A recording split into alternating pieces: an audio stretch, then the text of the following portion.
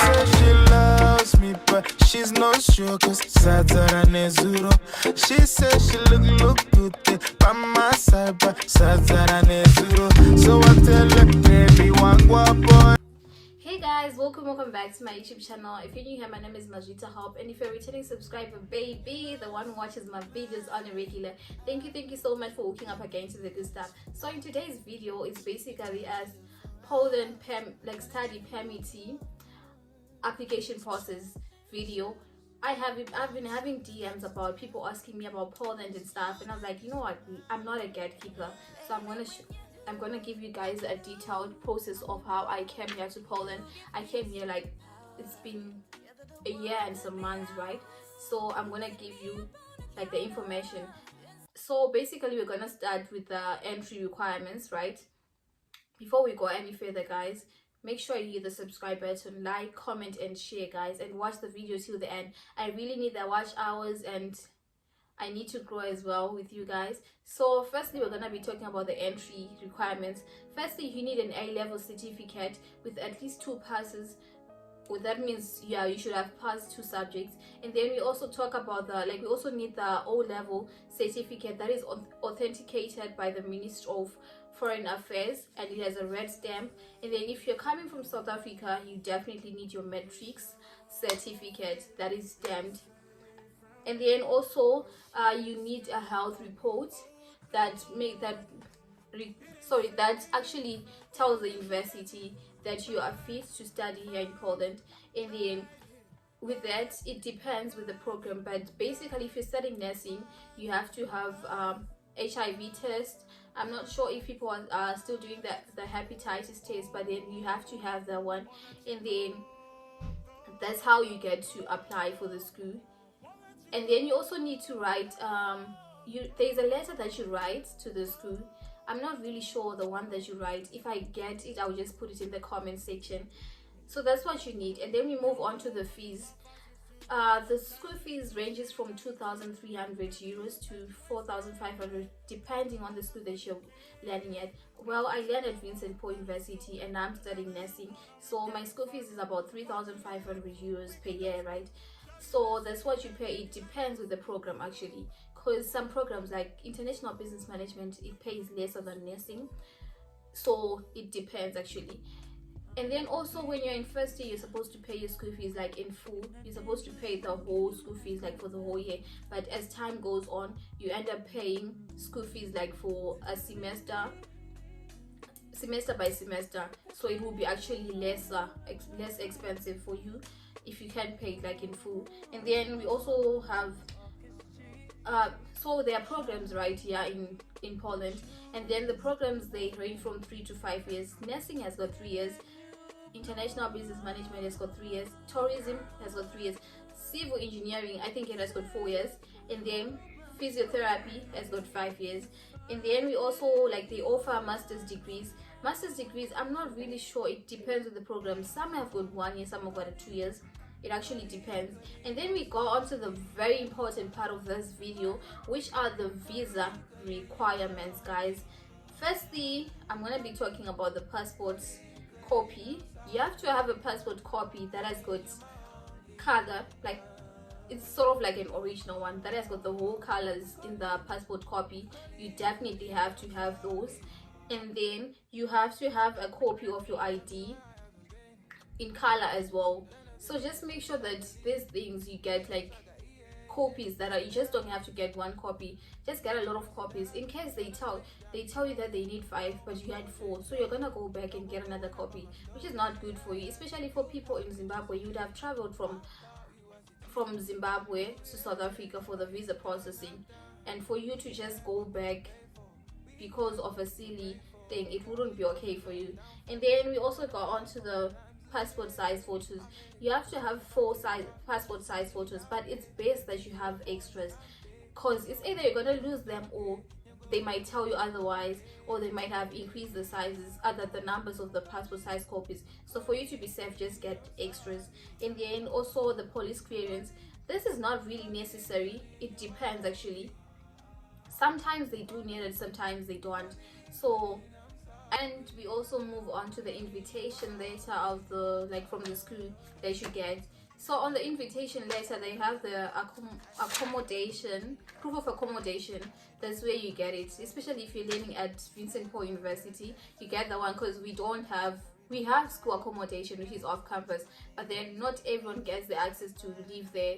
So but everyone gets the opportunity to get the proof of accommodation. And then when you come here, that's when you look for accommodation in the city.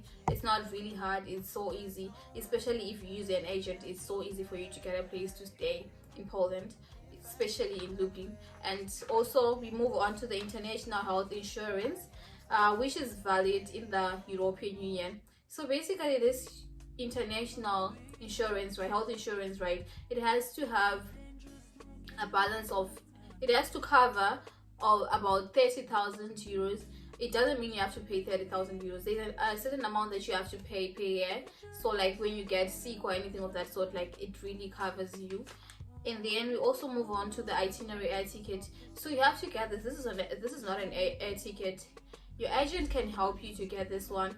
It's basically sort of like a copy of your traveling process and stuff. Like it's sort of like an air ticket, but it's not.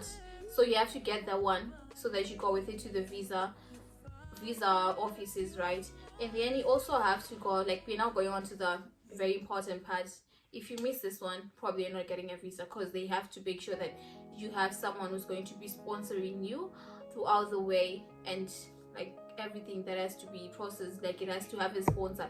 The sponsor is a person that's going to be paying your school fees.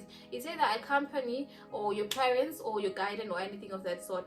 This person has to have like certain documents that I'm not about to list right now. So firstly, you have to have a sponsorship letter which is authorized and legalized by the company they work at. It's either it's a government or it's a company, wherever they work. In the end, you also move on to the sponsor's 3 months payslip. The sponsor's 3 months payslip has to have a balance of about 5,000 US dollars. So basically in Zimbabwe, we, like, most of the parents or most of the people, they have their pay is in like Zim dollars. So you have to make sure that you get someone who has got US dollars to have that kind of sponsorship letters and stuff like that. In the end, we move on to the proof of employment letter. This comes from the company that they work at or wherever they work at, and it has to have a salary stamped. Like it has to have your salary, and then it's stamped like by the company stamp. In the end, we also move on to the sponsorship passport copies, which are in color, and also they have to be certified, and then so that they make sure that you, like, they are very sure of the sponsor, the person who's going to be taking care of you, so that they don't want you to come here and then you're gonna be homeless or anything of that sort. Like you can't take care of your funds, so you have to have a sponsor. And then also, so there was this person was asking about a question that she was saying that am I allowed to sponsor myself? Yes, of course. If you just provide the documents that about, like, from your workplace and everything, that you're gonna sponsor yourself for the next 3 years, and then like it makes sense, you definitely get your visa. Like it's not really hard for you to get a visa. And then also we move on to the visa fee. So when you get there, right, your documents are notarized, they are certified and stuff. You also have to go there and, like, at the Polish embassy, your documents are supposed to be certified as well. So there is an amount of money that you pay, which is like, it rises sometimes. Like the last time that I went, it was about 1.5 in the end. Right now, like from the person that I had from the people that came like in October, it was 1.7.